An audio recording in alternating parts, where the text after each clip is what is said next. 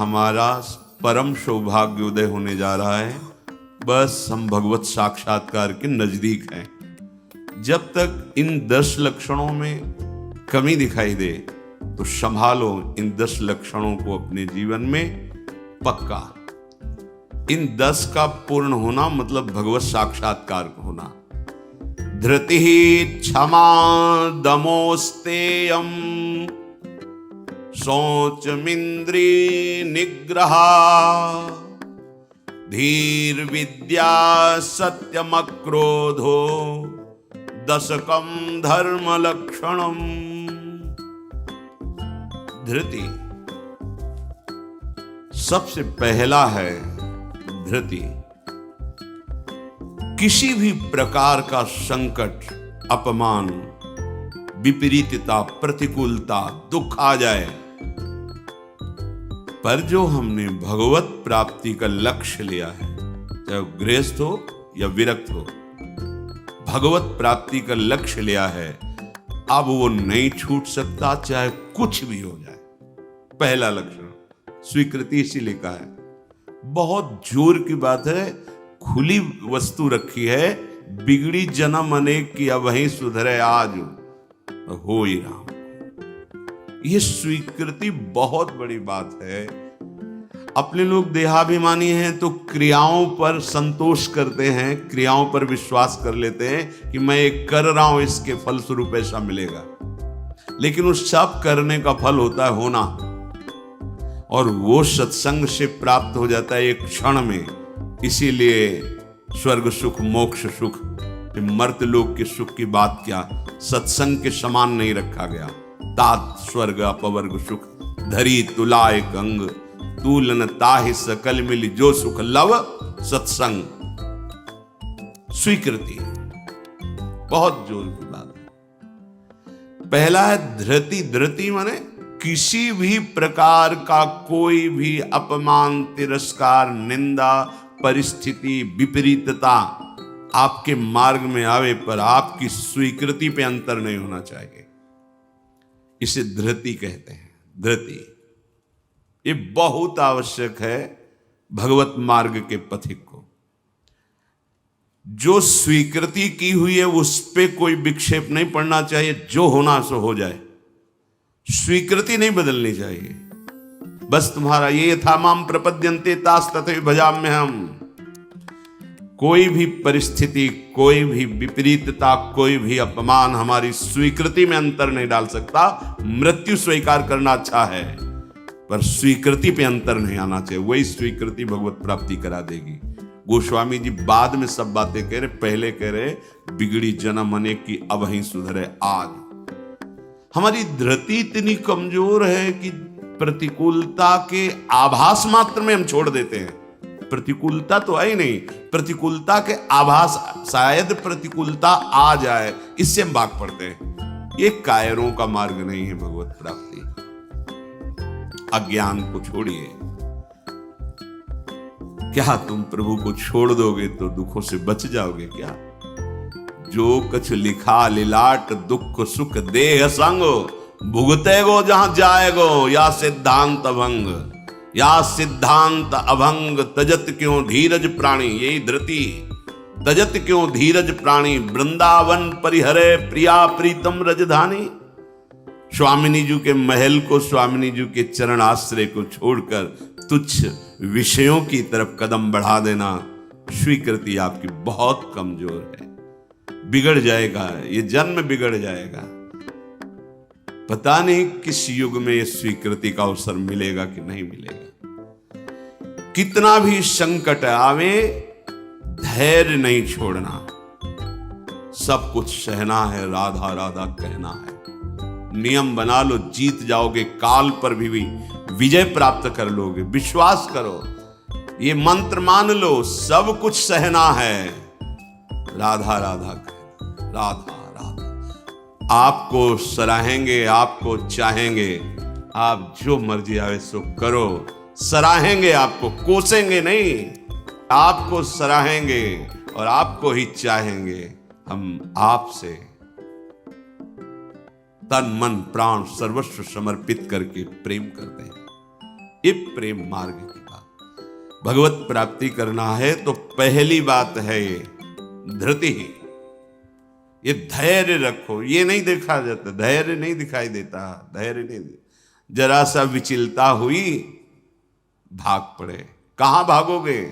जिधर भाग के जा रहे उधर तो विचलता का समुद्र है।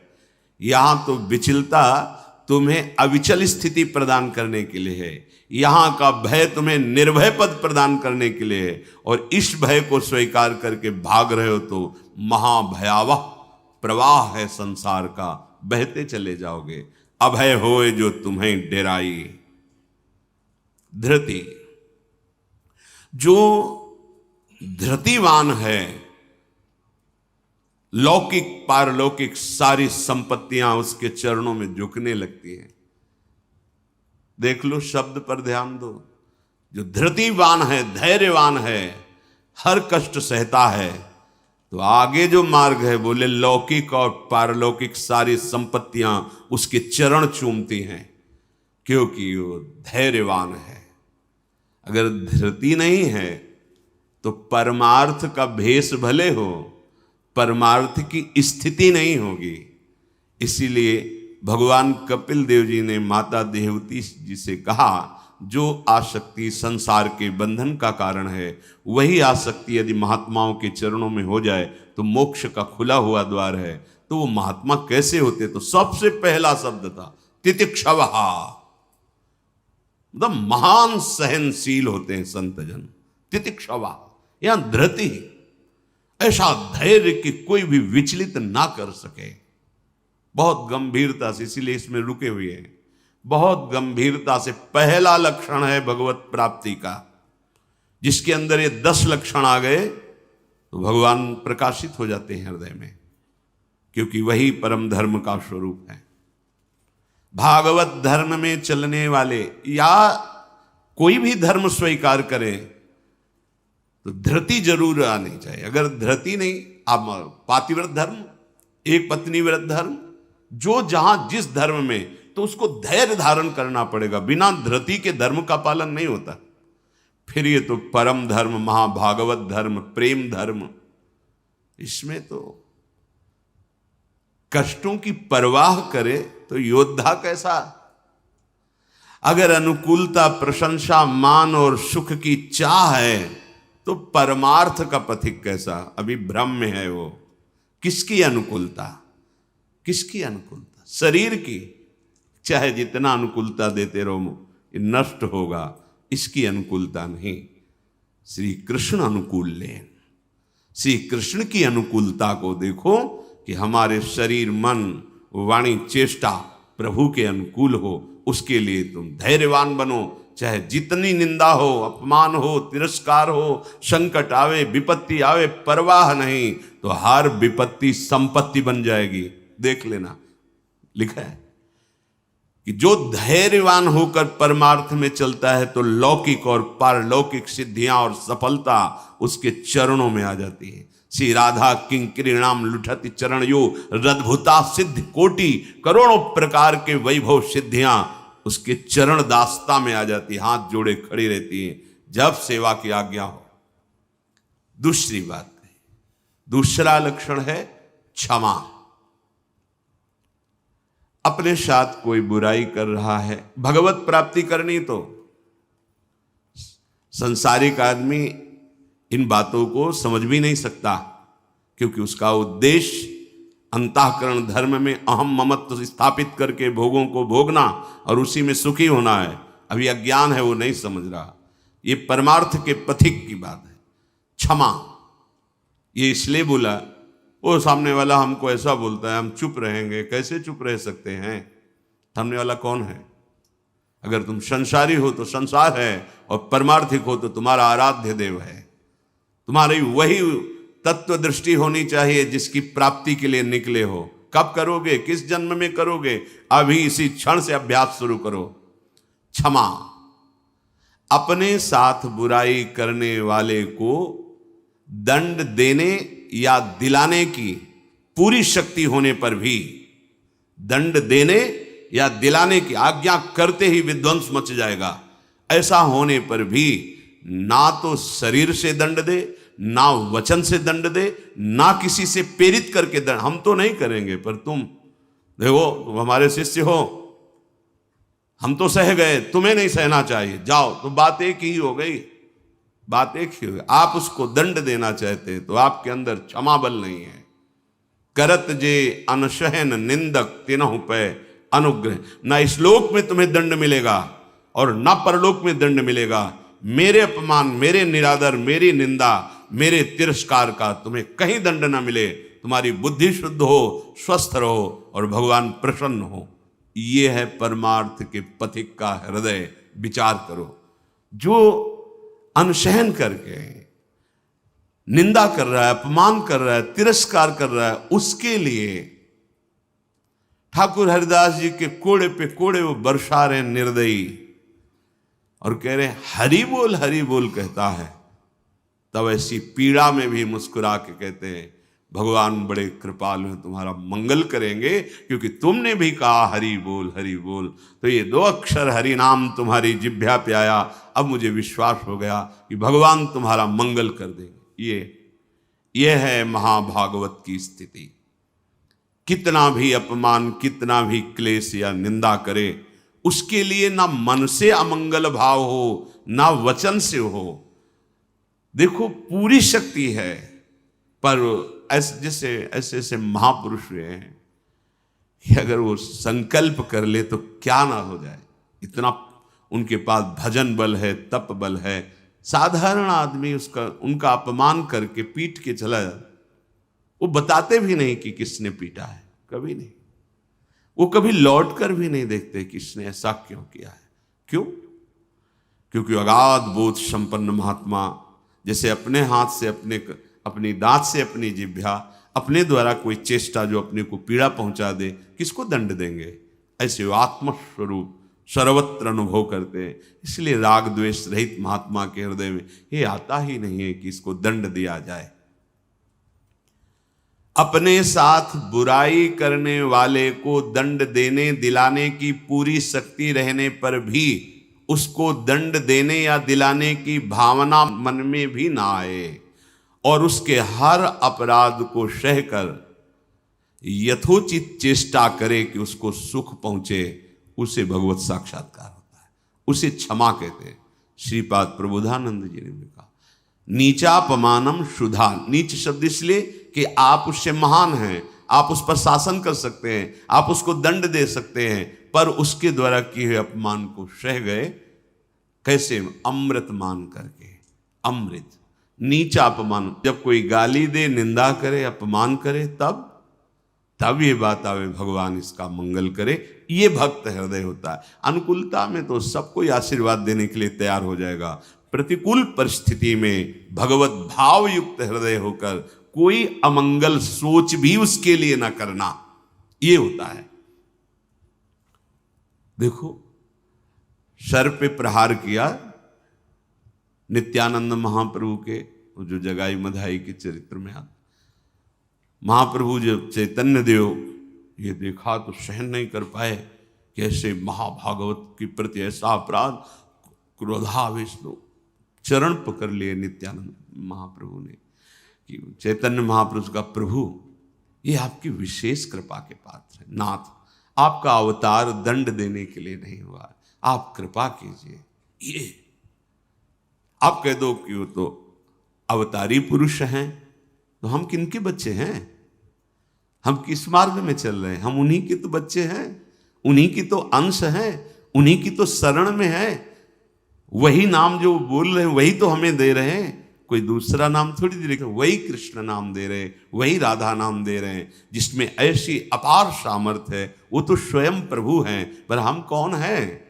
उन्हीं प्रभु के तो अंश हैं, उन्हीं प्रभु के बच्चे हैं, उन्हीं के चरण शरण में हैं, उन्हीं के वचनों के अनुसार चले तो वैसी ही कृपा का अनुभव होने लगेगा। क्षमा, पहला धृति, दूसरा क्षमा, तीसरा है दम। दम कहते हैं इंद्रियों को विषयों से हटाकर प्रभु में लगाना। ये भगवत प्राप्ति के लक्षण वाले महापुरुष का जो भाव है। दम, दमन करना। हमारी इंद्रियां बहिर्मुख होकर भोग भोगना चाहती हैं। इनका स्वभाव बन गया है। दुर्वासना मम सदा परिकर्षयन्ति।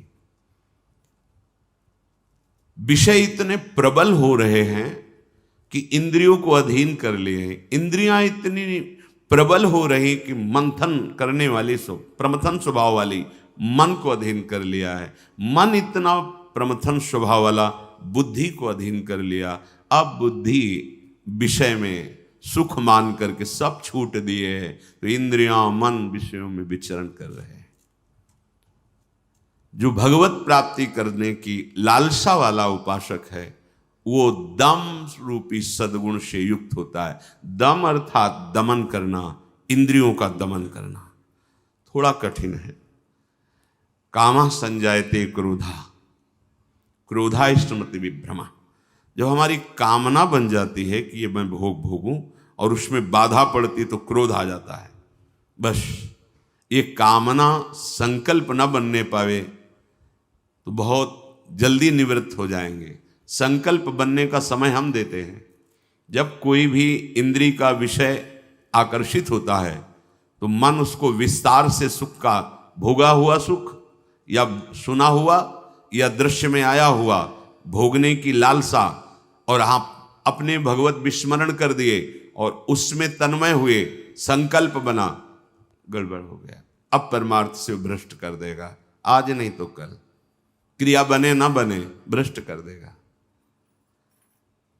संकल्प ही न बनने पाए। संकल्प बनने की छूट कब देते हैं? जिस समय हम ये भूल जाते हैं कि हमारा लक्ष्य भगवत प्राप्ति है। हम भोगों में सुख बुद्धि करके भगवान से विमुख वृत्ति के द्वारा संकल्प बना लेते हैं धैर्य से। जब हमको ये पता है कि इन भोगों में सुख नहीं, सुख तो सुख सिंधु प्रभु के नाम रूप में है, तो संकल्प कैसे बन गया? भगवद विमुखता के कारण संकल्प। वो क्षण भगवद विमुख हुआ, वो समय भगवद विमुख में जा रहा है, इसलिए आपका संकल्प बन रहा है। अगर नाम जप कर रहे हैं आप और आपका लक्ष्य है कि मुझे प्रभु के चरणारविंद की प्राप्ति करनी, तो आप इंद्रियों का दमन स्वाभाविक कर लेंगे। बहुत सरलता सहजता से इंद्रियों का दमन हो जाता है। हमारी स्वीकृति ठीक नहीं है, इसलिए जैसे एक दिन एकांतिक में चर्चा हुई थी, आप वैष्णव हैं, आप भगवत दासत्व के चिन्हों से युक्त हैं, आप भगवत प्राप्ति का मार्ग स्वीकार किए हो, चाहे गृहस्थ हो चाहे विरक्त। अब आपके सामने मांस परोसा जाए, आप खाएंगे? बिल्कुल ना, अंदर से ना बाहर से चेष्टा ही नहीं होगी। क्यों? क्योंकि आपकी स्वीकृति नहीं है। ठीक है, मदिरा ना अंदर से ना बाहर से स्फुरण ही नहीं होगा उसको पाने का। क्यों? आपके अंदर स्वीकृति ही नहीं। लेकिन बेविचार, मैथुन, गंदी बात, क्या आपकी ऐसी स्वीकृति है जैसे मदिरा और मांस के प्रति है तो उसी पंक्ति में, पर आपने इसके लिए स्वीकृति छोड़ दी, आपने इसकी गुंजाइश रख ली। अब आप गिर जाएंगे, आपकी इंद्रियां आपको गिरा देंगे। दूसरे की जरूरत नहीं, आपका मन ही आपको परेशान कर देगा, भ्रष्ट कर देगा। क्या आपकी ऐसी स्वीकृति है? और है तो आप बोलो, आपके सामने मांस परोसा जाए, मदिरा रखी जाए, तो क्या अंदर से स्फुरण होगा? स्फुरण ही नहीं होगा। आप देख लो ना, स्फुरण ही नहीं होगा और आपकी भौं चढ़ जाएगी। आपको पता नहीं आप ये क्या, या तो उठ के चल देंगे, बिल्कुल संभाषण भी नहीं करेंगे। ऐसा ही जो शास्त्र विरुद्ध आचरण है, सबके प्रति क्यों नहीं हो रहा? जो हमारे शास्त्रों में भगवत प्राप्ति के विरुद्ध आचरण बताए गए, आप उनको एक लाइन में ही बताया गया है। आप उन शब्दों में दो को तो मान लिए, त्याज्य, स्वीकृति ही नहीं उनके प्रति कि हम वैष्णव हैं, भगवत दास हैं। तो फिर व्यभिचार, मैथुन, ये गंदी चेष्टाएं, इसको उस पंक्ति में क्यों आप स्वीकृति में रख लिए? आपने स्वीकृति की है, और यदि आपकी स्वीकृति वैसे है तो आप बोलो कैसे हो सकता है? वो दो बातें जो बोली, कैसे आप स्वीकार नहीं कर सकते? प्रार्थना करने पर, एकांत में मिलने पर भी आप उन वस्तुओं का सेवन नहीं करेंगे क्योंकि आपकी स्वीकृति नहीं। ऐसे ही स्वीकृति आपकी भगवत प्राप्ति की है तो उसमें बाधक है, फिर आप उस बाधक क्रिया को, बाधक चेष्टा को एकांत में क्यों करते हैं, अपना नाश क्यों करते हैं? ये इंद्रियां और मन मिलकर आपको स्वरूप विस्मृति के गर्त में डालती जा रही। जितना भोगों में सुख का अनुभव करोगे उतने ही आत्मस्वरूप की विस्मृति के गर्त में चले जाओगे। भगवत विस्मृति, कामः संजायते क्रोधा, क्रोधा स्मृति विभ्रमा, स्मृति भ्रंशात् बुद्धिनाशो, बुद्धिनाशात् प्रणश्यति। भगवत प्राप्ति के लिए दमन करना सीखे इंद्रियों का। श्री हरिवंश नाम बल्लहों, अपने मन भाई सब कहों, रहों शरण हरिवंश की। भगवत शरणागति और नाम जब दमन कर सकते हो इंद्रियों का, संकल्प बन जाएगा तो फिर बहुत मुश्किल पड़ेगा, क्योंकि क्रोध प्रकट हो जाएगा। जिस इंद्री के संयोग सुख में आप तन्मय हो रहे हो, उस इंद्रिय सुख में बाधा पड़ेगी तो आपके अंदर राक्षसी भाव जागृत हो जाएगा। आप कुछ भी कर सकते हो, उस समय मन आपको अपने अधीन किए, आप राक्षसी बुद्धि से युक्त हो जाओगे। बहुत सावधान। दम, पहले ही हमारा निश्चय है भगवत प्राप्ति, हम प्रभु से मिलने के लिए चले, तो जो प्रभु के भाव में डूबे हुए महापुरुष जनों ने निषेध किया, ये नहीं, उसको बिल्कुल वैसे ही देखो जैसे और निषेध पदार्थ हैं।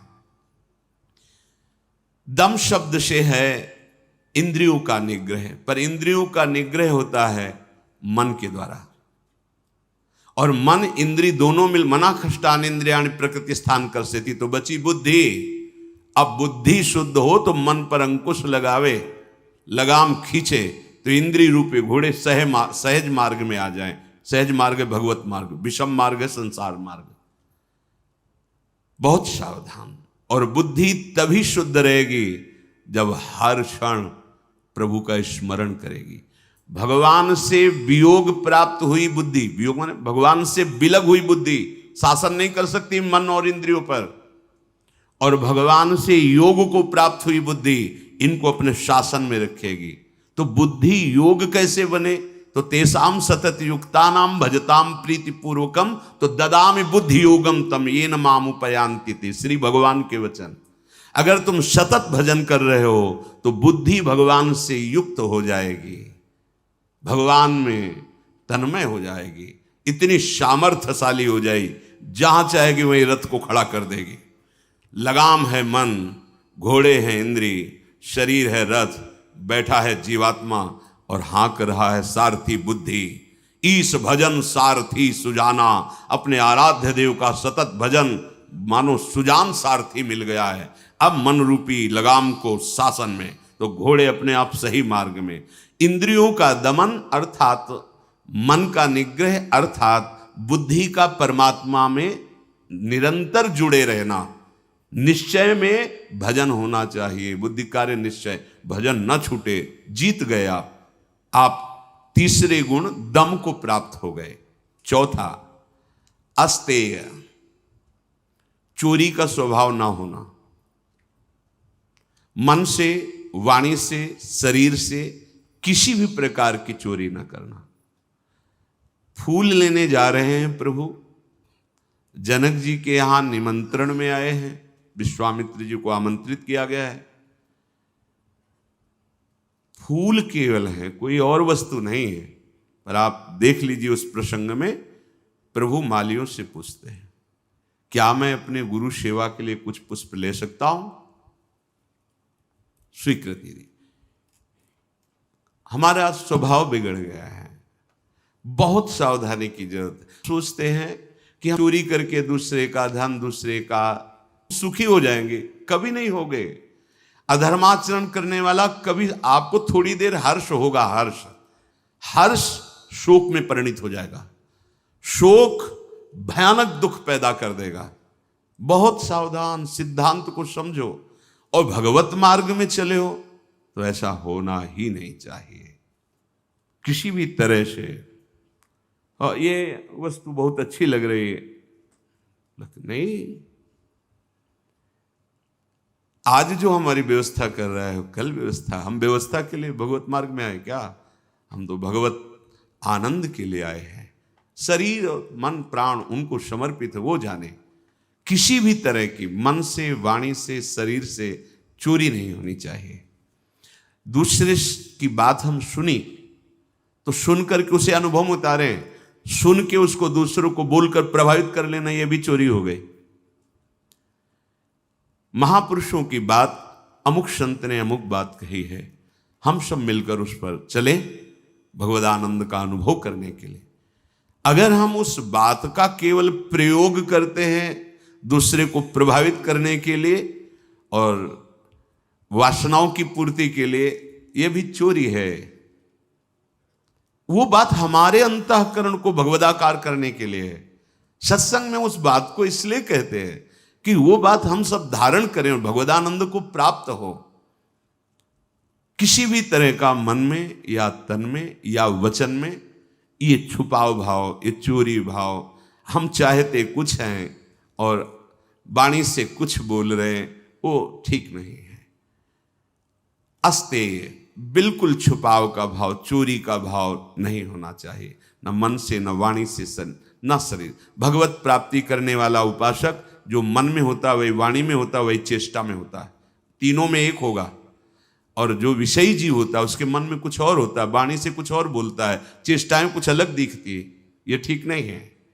जो मन में एक, वचन में एक, आचरण में, वही तीनों का मिलान कर लो, वही होता है अस्तेय। पहला था धृति, दूसरा क्षमा, तीसरा दम, चौथा अस्तेय, पांचवा है शौच। शौच कहते हैं पवित्रता को। उपासक को बाहर और भीतर दोनों से पवित्र होना चाहिए। अब सुंदरता बढ़ रही है लेप आदि से, वैसे पवित्रता नष्ट हो रही है, पवित्रता नहीं मिलेगी। शौचाचार का ज्ञान ही नहीं है, पशुता बढ़ रही है, पशुता। वही जूते पहन करके लघुशंका गए हैं, अवसर लगा तो उसी में शौच हुआ है, और वही जूते पहन करके भोजन पा रहे हैं, तो बुद्धि क्या हुई? पशुता आ गई, राक्षसीपना आ गया।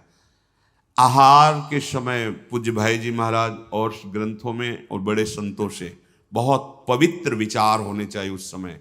खास करके आहार के समय तो आपको बहुत सावधान रहना है, क्योंकि जैसे भाव में आहार पा रहे हो उसी का वो बढ़ावा कर देगा।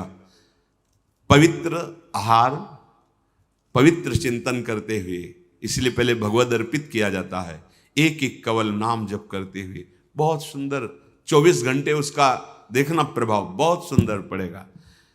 बाहर आपका शरीर पवित्र होना है, उसके लिए दिनचर्याएं हैं, पवित्रता का निर्वाह, बहुत सावधानी। वो अब देखो ऐसे लोगों के आचरणों का अनुकरण किया जाता है जो शौच होकर जल ही नहीं लेते। वैसे ना क्या कहते हैं उसे, हाँ टिश्यू पेपर, वाह। आचरण बिगड़ते हुए पशुता में बदल गए। जैसे पशु ने सोच के चल दिए। अरे भाई, मनुष्य शरीर मिला है पवित्र, मतलब बुद्धि काम नहीं कर, उसे बड़ा माना जाता है। सोच होकर के पवित्रता ना करना बड़े आदमी है, वाह। आचरण पवित्रता है ही नहीं, कैसे तुम भगवत चिंतन अखंड कर लोगे? कैसे तुम्हारे सदविचार आवेंगे? बाहरी और भीतरी दोनों पवित्रता चाहिए। बाहरी पवित्रता ये जल से, मिट्टी आदि, रजा। देखो चाहे जितना आप साबुन लगाओ हाथ में, बाद में थोड़ी रज का प्रयोग जरूर करो। रज से पवित्र माना, जिससे वो इतनी बड़ी बोतल में क्या आता है, डिटॉल वाला वो नहीं होता, उससे हाँ जो हैंड वॉश जो भी ऐसे ऐसे धो लिए, माना ठीक अच्छा है, पर रज का प्रयोग जरूर करें। थोड़ी रज लेकर हाथ, बिना रज से आप पवित्र नहीं माने जाएंगे। आप जैसे साबुन वगैरह तो करो, हम कहते करो, पर इससे आप रज का प्रयोग जरूर, एक बार ही सही, पर ऐसे और रज आएगी तो नाली जाम हो जाएगी, और ऐसा नहीं, हम कहते थोड़ी तो प्रयोग करो रज का। नहीं, वो नाली तो खुल भी सकती है, इधर बुद्धि की नाली जाम हो गई तो और गड़बड़ हो जाएगा, नहीं हो जाएगा, जन्म जन्मांतर बिगाड़ती चली जाएगी। अब कैसे समझावे, मतलब बड़ा समय विचित्र आ रहा है। लघु शंका में बैठना है तो जो सोच की सीट उसी पे बैठना है, किए लघु शंका और निकले चल दिए। अरे पूरे पवित्र हो गए, उस पे बैठने के लिए उतना ही वस्त्र धारण करो जितना तुम्हें धोना हो, तभी आप भगवत मार्ग में चलने, तभी आप चल सकते हैं। बुद्धि काम नहीं करेगी। अब जरा सा भी कुछ भी मुख में जाता है तो हमें कई बार समझाना होता है, श्री जी का प्रसाद है, प्रसाद। तब मन मंत्र की तरफ बढ़ता नहीं, एकदम घबरा के मुख में कुछ गया जूठा हुआ तो उसे समझाना पड़ता है, चरणामृत है, श्री जी का प्रसाद है। अभ्यास। हम बातचीत कर रहे हैं और बाथरूम के पादुका में पैर जा रहा हो, बंद मंत्र, नाम चलना प्रारंभ। हमें बाद में ज्ञान होगा, वो पहले हो गया। अभ्यास। अगर आपको कई बार शौच लगती है, आप बाथरूम तो बंद ही होते हैं, उचित वस्त्र धारण कर लो, या जैसा हाथ धो लिए, यहाँ से हाथ धो लिए, कुल्ला कर लिए, और ये जो छिद्र है इनमें जल लगा लिया, कमर से स्नान, चाहे जितनी बार, इतना तो करना है। 2 बार तो सर्वांग आप कर लीजिए, बीमार हैं ऐसा है तो ऐसे कर लीजिए। अगर आप ऐसे पवित्र नहीं रहेंगे तो मंत्र नहीं चलेगा, भजन नहीं होगा। आप खुद देख लीजिए, बाहरी पवित्रता और आंतरिक पवित्रता, छल कपट ये सब अंदर ना रखते हुए नाम जब चल रहा है, अंदर पवित्र हो जाएंगे। तो जल, मिट्टी और यथा योग्य जो गुरुजन आदेश करते हैं वैसी दिनचर्या से ये बाह्य शरीर की शुद्धि होती है। राग, द्वेष, दंभ, कपट, वैर, अभिमान, इन विकारों का नाश होने पर अंतःकरण स्वच्छ होता है। ये विकार सब नष्ट हो जाएंगे। सत्संग सुनते रहिए, नाम जप करते रहिए। तो ये शौच अर्थात पवित्रता, बाहरी और भीतरी दोनों आवश्यक है। प्रसाद के सिवा मुख में अगर कुछ भी है, जैसे आप राधा वल्लभ जी गए, किनका मंत्र चलाओ, जल, वो चरणामृत, तो आचमन, जल लेके आचमन करने की जरूरत नहीं। अन्यथा आप जैसे फिर तो अच्छे से कुल्ला करो, आचमन करो, फिर आप मंत्र जप करो। हर समय पवित्र। लघुशंका पहले बराबर कमंडल में जल रखते थे, अब तो कहीं जाना आना ही नहीं तो कमंडल पास रहेगा, उसमें छोटा सा गिलास। अपनी दिनचर्या में आप भगवत प्राप्ति के मार्ग में चले हैं और आप ऐसे ही मनमानी, ऐसा नहीं। हम गुरुजनों को, बड़े महापुरुषों को देखा, पवित्रता का निर्वाह। पवित्रता का निर्वाह नहीं तो फिर सेवा या सुमिरन दोनों में विक्षेप पड़ने लगेगा। मनमानी आचरण मत कीजिए। आपका वस्त्र पवित्र होना चाहिए, पानी से निकाल लीजिए, पवित्र होने। ऐसे मनमानी आचरण करोगे तो भजन में रुचि नहीं होगी। ये भगवत प्राप्ति जिसको होनी उसके लक्षण बताए जा रहे हैं। वो बाहर और भीतर से बहुत पवित्र रहता है। हम किसी को छूने की चेष्टा न करें। कोई छू रहा है हमें, उसमें कोई दोष, हम जा रहे हैं ऐसे छू गया कोई बात, हम किसी को बहुत सावधान। हमारे अंदर मंत्र चल रहा है, हमारे अंदर भजन चल रहा है। अब वो उसकी दिनचर्या क्या है, वो कैसे पवित्रता का निर्वाह करता है। तो अगर वो हमसे ऐसे धक्का लगे तो हम उस अपने को नहीं मान, हम अपनी तरफ से चेष्टा नहीं करते। बिल्कुल भगवत मार्ग में जो भगवत प्राप्ति के लिए बहुत सावधानी की, पवित्रता की आवश्यकता है। फिर है छठा, शब्द, स्पर्श, रूप, रस, गंध। इनका ऐसा प्रभाव है कि खींच लेते हैं। जैसे अभी कोई ध्वनि बजने लगे, आ जाएगा, प्रभाव पड़ा शब्द का। अभी कोई चीख दे, ऐसे शब्द का प्रभाव पड़ा ना, ऐसे रूप का प्रभाव पड़ता है, ऐसे रस का प्रभाव पड़ता है, गंध का प्रभाव पड़ता है, स्पर्श का प्रभाव पड़ता है। इसी प्रभाव को जीत ले जो, बस ये बात। हमारा जो नाम चल रहा है, अब कुछ भी गाए, कुछ भी बजाए, कुछ भी शोरगुल हो, उस पे अंतर नहीं पड़ना चाहिए। हम रूप आशिक हैं प्रियालाल के, आप कोई भी रूप हो, हम स्वादी हैं प्रियालाल के उच्छिष्ट के, अधरामृत के, जो उनका उच्छिष्टामृत भुक्त वही हुआ। इसके अलावा कुछ भी अमृत भी हो तो हमारे लिए, हमारी गंध श्री जी के श्री चरणों में चढ़ी हुई तुलसी, पुष्प, श्रीअंग का इत्र, प्रसाद, माला आदि, बस। इससे क्या होगा, शब्द, स्पर्श, रूप, रस, गंध पर आप विजय प्राप्त कर लेंगे। सनकादि के लिए जैसे आता है कि शब्द, स्पर्श, रूप, रस, गंध पर विजय प्राप्त की हुई महापुरुष के भी घ्राणेन्द्रिय में जब प्रभु श्री हरि के श्री चरणों की तुलसी की गंध गई तो प्रेम विकल हो गए, ऐसा था। ये जो हमारी इंद्रियां स्पर्श सुख में, देह सुख, स्पर्श सुख में, रूप में, रस में, गंध में, शब्द में हमें भगवत प्राप्ति करनी, इसका हमें परिवर्तन करना होगा। हमें जहां भागवतिक शब्द श्रवणेन्द्रिय में पढ़े तो नाच पढ़ना चाहिए, प्रापंचिक शब्द तो उदासीन हो जाना चाहिए। भगवत भाव से सबके चरणों में प्रणाम, मेरे प्रभु सब इन रूपों में समाये हुए। ठीक है, ऐसे कोई रूप, और वास्तविक जब आप इतने महान रूप के प्रेमी भाव में चल रहे हैं तो कोई रूप आकर्षण नहीं कर सकता, नहीं कर सकता, है ही नहीं। देवलोक भूलोक रसातल सुनि कवि कुल मत डरिए, सहज माधुरी अंग अंग की कई कासो पट तरिए। कौन सा रूप? कोई भी रूप ऐसा नहीं कि चित्त में क्षोभ पैदा कर दे। कई बार विनोद में कहा है कि जैसे मकान में आग लग जाए तो कैसा दिखाई देता है, ऐसे ही जो रूप आशिक प्रभु के होते हैं, कहीं भी कोई भी रूप बहुत सुंदर वो नहीं। जितना सौंदर्य यहां से ब्रह्मलोक तक है, हमारे प्रभु के सौंदर्य सिंधु के बिंदु के एक सीकर से है। कोटि काम मूर्छित हो जाए ऐसे तो लालजू महाराज हैं। एक काम पूरे त्रिभुवन में तांडव मचाए हुए है।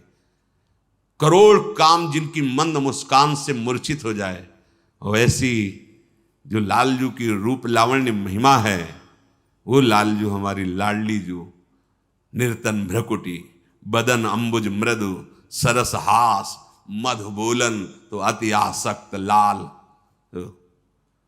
अब ऐसे रूप के आशिक, ऐसे रूप की चाह करने वाले किसी रूप में वो प्रभावित हो जाएंगे।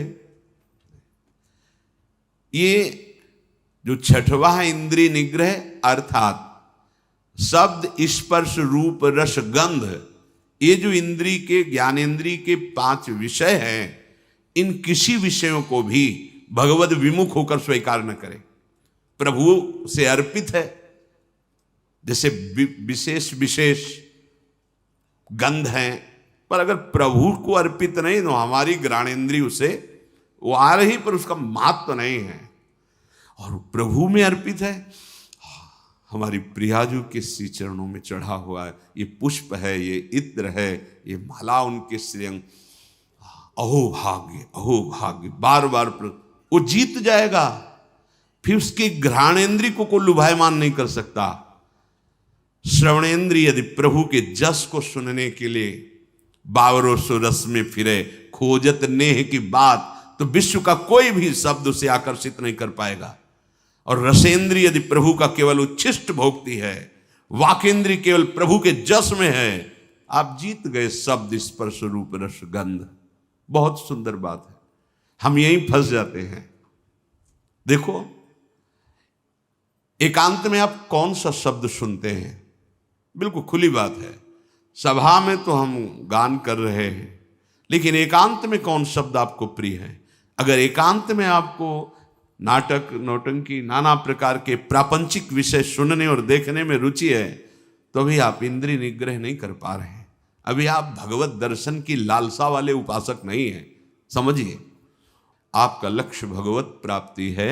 आप अपने मन को समेट कर इंद्रियों सहित भगवान के चरणों में समर्पित करने की तैयारी कर लिए। आप कुछ नहीं, अब तो विश्वम्बर भगवान को समर्पित कर दो। पूरा विश्व वो देखे, आप उनको देखो, आप उनके चरणों का चिंतन करो। ये जो भगवत प्राप्ति के लक्षण की बात है, ये जन साधारण नहीं समझ सकते, इसलिए सावधान करके कह रहे हैं। आपका लक्ष्य बन गया भगवत प्राप्ति, तो आप ऐसे शब्द ना सुने जो आपके मन को खींच ले, ऐसे रूप को न देखें जो रूप राशि के दर्शन के लिए हृदय लालायित करना चाहते हैं हमारे मन को, हमारी इंद्रियों। ऐसा कोई रस, ऐसे कोई घ्राणेन्द्रिय का विषय, ऐसा कोई स्पर्श जो आपको भ्रष्ट कर दे अपने मार्ग से, सावधान। पर जो भगवत प्राप्ति की लालसा वाला होता है, वो शब्द स्पर्श रूप रस गंध, इस पर विजय प्राप्त किए होता है या विजय प्राप्त करना चाहता है। 7वां धी है। धी अर्थात बुद्धि।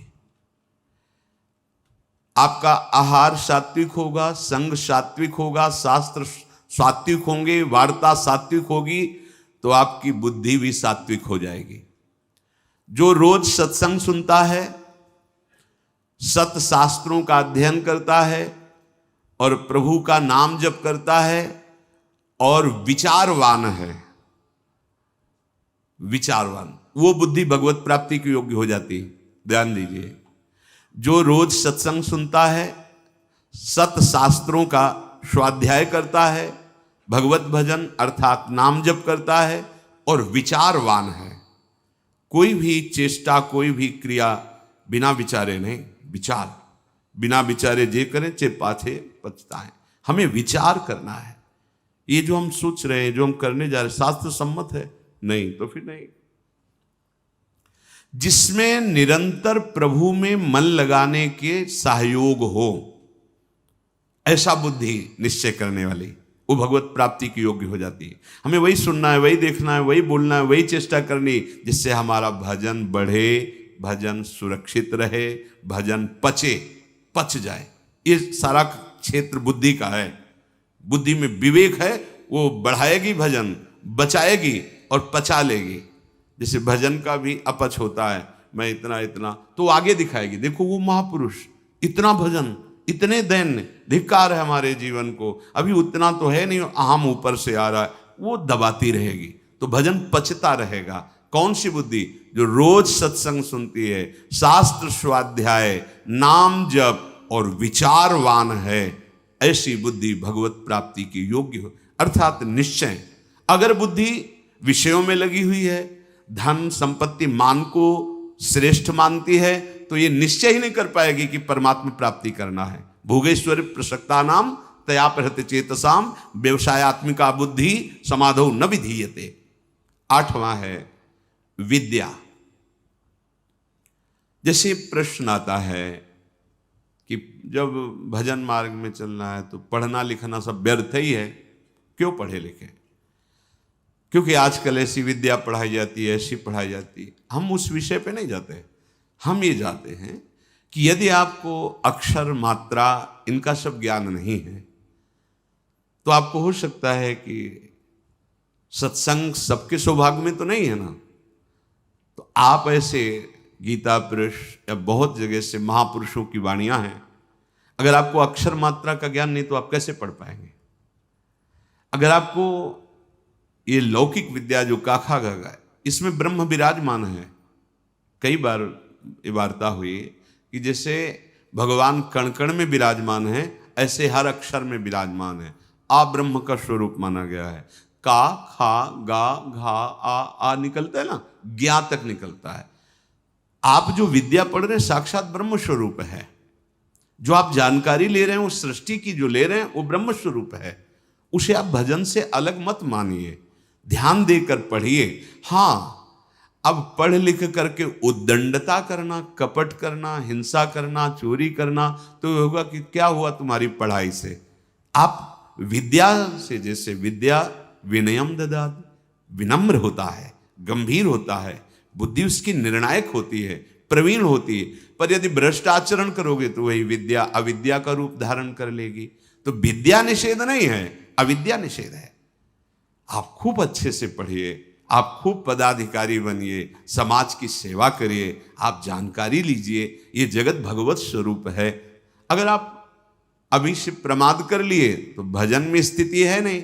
हम देखते हैं जो बच्चे पढ़े लिखे हैं ना, एक बार समझा दो तो कदम सोच समझ के रखते हैं। हाँ, हम ये कहते हैं यदि ऐसी रति है कि राधा राधा राधा राधा राधा सत्संग और नाम जप करते हुए आप, तो सच्ची मानिए सब शास्त्रों का ज्ञान अपने आप हो जाएगा।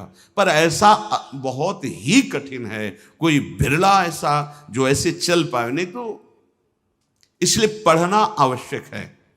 विद्या, जब आपके अंदर अक्षर मात्राओं का ज्ञान होता है, उसमें विषय भी रखे जाते हैं। आप संस्कृत पढ़ सकते हैं, आप ये पढ़ सकते हैं, आप ये अलग अलग विषय रखे जाते हैं। जैसे अपने जब पढ़ रहे थे तो एक विज्ञान का विषय था और एक आर्ट का विषय था, कॉमर्स का विषय था, नहीं अलग अलग, कि आप संस्कृत ले सकते हो, आप अंग्रेजी ले सकते, ऐसे कई विद्या। अगर हमको अक्षर मात्रा और ठीक ज्ञान है तो हम वेद का स्वाध्याय कर सकते हैं, आगे हम संस्कृत पढ़ें, हम अपने शास्त्रों को पढ़ सकते हैं। अब ऐसा क्या कि शास्त्र तो आते नहीं, भजन में रुचि नहीं, तो आपके अंदर ज्ञान स्फुरित कैसे होगा? हम उन महात्माओं को देखकर बोला कि का नहीं पढ़े लेकिन एक क्षण भी नहीं नाम छोड़ रहे, तो सारा ज्ञान जागृत हो गया उनको। यहीं अपने वृंदावन में पूज्य मथुरा दास जी थे, वो खुद कहते थे, ए जी हमने कभी स्कूल का मुंह नहीं देखा, अर्थात कभी स्कूल नहीं गए। ओ 50-50 श्लोक महाभारत के एक साथ बोलते चले जा रहे हैं और फिर नंबर बाय नंबर उसका अर्थ बताते चले जा रहे हैं। ये सब क्या हो रहा है? बड़ा विचित्र है। जब हमारा चित्त प्रभु में जुड़ जाता है तो प्रभु पूर्ण है, तो कोई भी ऐसा ज्ञान नहीं जो उसके अंदर, पर अभी खेलने कूदने की अवस्था में प्रमाद स्थिति के कारण वो आड़ लेते हैं कि हम भजन करेंगे और विद्या नहीं पढ़ते, इसलिए पढ़ना चाहिए।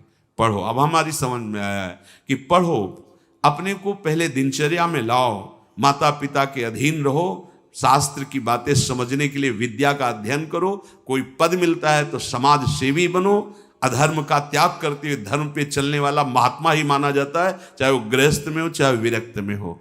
इसलिए विद्या ही अध्यात्म विद्या की तरफ ले जाती है। आप पढ़े लिखे हो, हमारी बात समझ रहे हो? नहीं समझ नहीं पाओगे। अब पढ़े ही नहीं तो निवृत्ति का अर्थ क्या समझ पाओगे? पढ़े ही नहीं तो प्रवृत्ति का अर्थ क्या समझ पाओगे? उनकी बात जाने दो जिनको लोक परलोक से कोई मतलब नहीं है, बस शुरू है भगवान नाम निरंतर, वो सिद्ध महापुरुष। अब कहां वृत्ति है? स्कूल जाने की रुचि नहीं, विद्या पढ़ने की रुचि नहीं, मोबाइल के पूरे इंजीनियर हैं छोटे छोटे बच्चे। हाँ मतलब अभी इतने बड़े हैं, वो क्या सर्च करना है आपको बोल दो, बस बोलिए, आप वो सर्च किए बैठे। क्योंकि वायुमंडल ऐसा है, वातावरण ऐसा है, 4 बच्चे जहां मिले तो बिना सीखे सब आने लगते हैं, उनको कुमार्गगामी प्रवृत्तियां। इसलिए विद्याध्ययन, शास्त्र स्वाध्याय, तभी वो अध्यात्म विद्या की तरफ बढ़ेगा। जिससे यथार्थ ज्ञान प्राप्त होता है उसे ही विद्या कहते हैं। नवा है सत्य। सत्य बोले, सत्य आचरण करे, असत आचरण, शास्त्र विरुद्ध आचरण नहीं। असत वार्ता, सत्य क्या है? भगवान है, सत्य नारायण है, सत्य श्री कृष्ण है। भगवत भाव से चर्चा करना, भगवत भाव से व्यवहार करना, ये सत्य आचरण होता है, ये सत्य वार्ता होती है। जैसा अंतःकरण और इंद्रियों में आपने निश्चय किया है वैसा ही बोलिए। उसमें छल कपट करके बनावटी शब्द दंभ वाले नहीं होने चाहिए। यह ध्यान में रखना चाहिए कि आप जो बोल रहे हैं उससे किसी के हृदय में ठेस नहीं पहुंचनी चाहिए। जो बोल रहे हैं उससे दूसरे को लाभ प्राप्त होना चाहिए। जो बोल रहे हैं वो यथार्थ सत्य होना चाहिए, कपट रहित, दोष रहित, अहित करने वाली वाणी नहीं होनी चाहिए। और 10वां है अक्रोध। कोई भी आपके प्रति कैसा भी बर्ताव करे, आपको क्रोध नहीं करना, यह नियम लेना है। इसमें दूसरा था क्षमा। क्षमा और क्रोध में अंतर है। जो हमारे प्रति अमंगल बर्ताव कर रहा है उसका मंगल हो, कभी अमंगल न हो, यह क्षमा है। अब जो हमें क्रोध दिला रहा है तो हमें नियम लेना कि हमें गुस्सा नहीं करना, वो दिलाएगा। देखो, जब आप परमार्थ पे चलते हो तो आपके अंदर और बाहर दोनों जगह ऐसी परिस्थिति पैदा की जाएगी कि आपको क्रोध आवे, आपके अंदर की वृत्ति बिगड़ेगी। बाहर का ऐसा व्यवहार हो सकता है, आपका साथी, आपका मित्र, आपके पास रहने वाला साधक ही आपसे विपरीत ऐसी चेष्टा, उस समय वो प्रेरित है।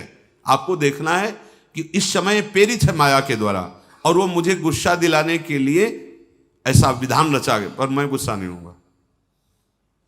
अगर सह नहीं पाते हो तो मौन हो, भाग जाओ वहां से, मौन हो के भाग जाओ। वीरता मत दिखाओ। गुस्सा करना वीरता नहीं, सह जाना वीरता है, जैसे सह पाओ।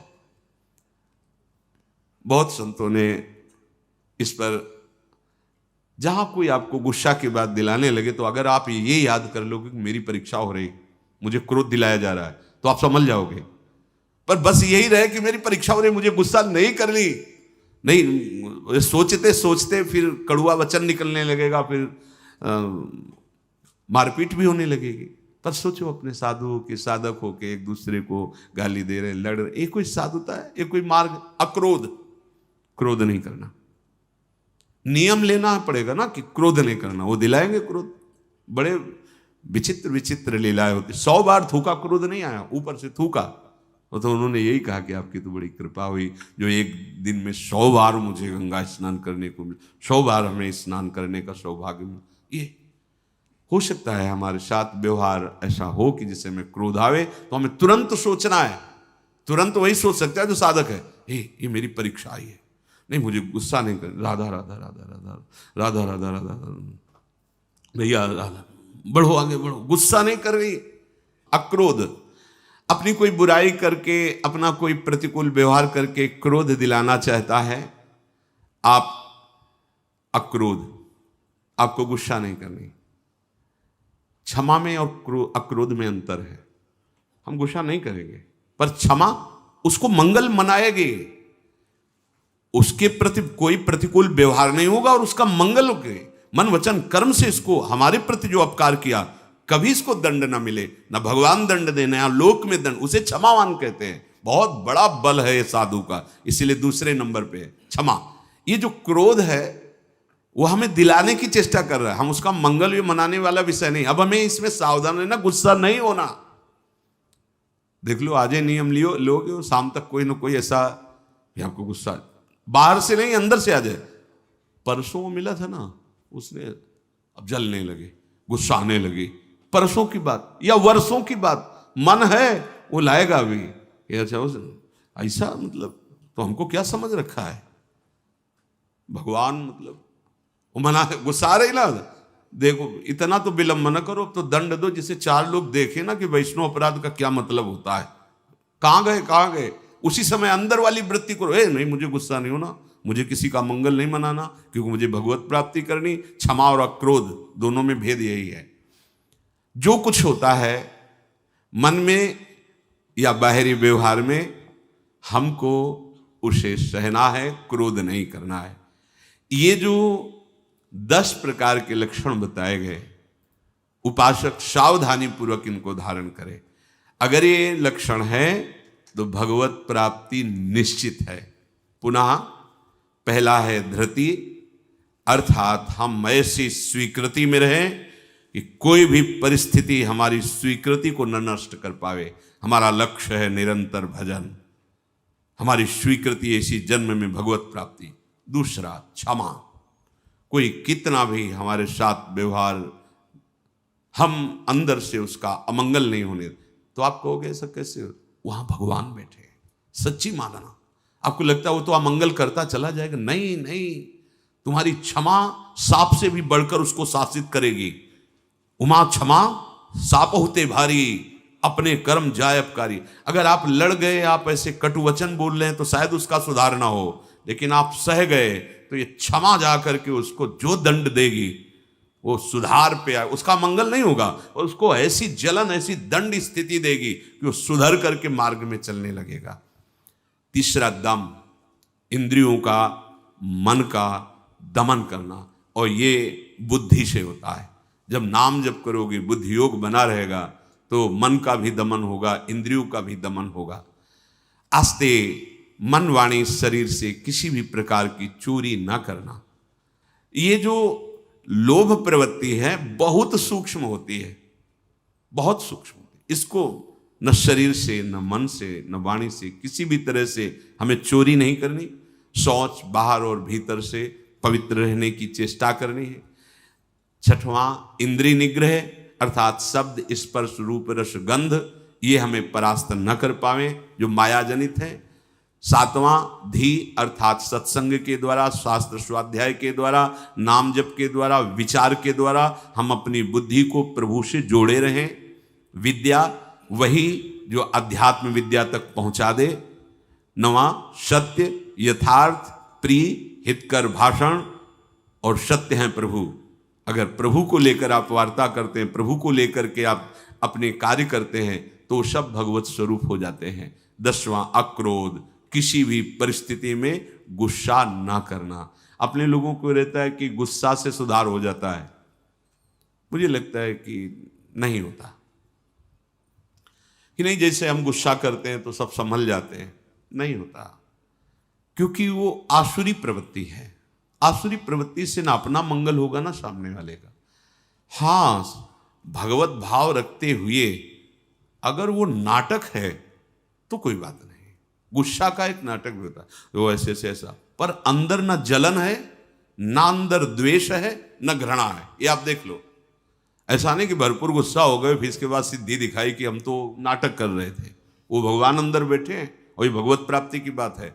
बिल्कुल उसके प्रति भगवत भाव है, बिल्कुल कोई जलन नहीं किसी तरह की, और किसी तरह की अभद्र वाणी नहीं है। और आप शासन, आप ऐसा नहीं करना चाहिए आपको, अगर आप ऐसा करते तो आप चलिए बाहर निकलिए, खड़े होइए, वो केवल सुधार के लिए माना जाएगा। जहां अंदर जलन नहीं हुई, अभद्र वाणी नहीं हुई और आपका भगवत भाव है, ये अक्रोध स्थिति में भी ऐसा आप बाहर दिखा सकते हैं। पर ये स्थिति छोटी मोटी नहीं है, इसलिए पहले हमें पूरा क्रोध धारण करना है, गुस्सा नहीं करें। हमें लगता है कि अगर हम किसी से प्रेम बर्ताव, तो माना वो अभद्र है, माना उसका दुष्ट स्वभाव है कि दब गया, लेकिन ये हमारा जो सत्य स्वभाव है अक्रोध, ये जब महापुरुष जन जो समभाव में अक्रोध स्थिति में रहते थे तो कहा नहीं जाता कि सिंह और गाय एक घाट में पानी पीते थे। उसका प्रभाव होता था कि पशु पक्षियों में भी हिंसा वृत्ति, उनके अंदर क्रोध का आक्रोश होता, वो सब शांत हो जाता था, क्योंकि वो द्वेष रहित, दोष रहित अक्रोध स्थिति को प्राप्त महापुरुष हैं। तो उनका ऐसा प्रभाव है कि पशु भी उस समय वैर त्याग करके समभाव में स्थित रहते थे, प्रकृति पर उसका प्रभाव पड़ता है। इसलिए ये 10 लक्षण भगवत प्राप्ति के लिए अनिवार्य है। अब आगे जो चर्चा